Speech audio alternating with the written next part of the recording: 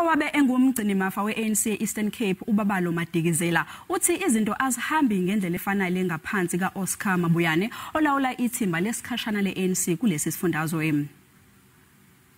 uBabalo Madikizela kanye no-Oscar Mabuyane bazongenela umbango wesikhundla sokhola iqembu eEastern Cape. uMadikizela wemukele ithunywa ezinesekayo izolo ebusuku wayinxusa ukuthi zingayemukeli imali ebantwini abazozama ukuthenga amavoti. Ubuze ithunywa ukuthi kungani uMabuyane kumele angenele lesi sikhundla ekubeni ke ehlulekile ukuguqula isifundazwe. No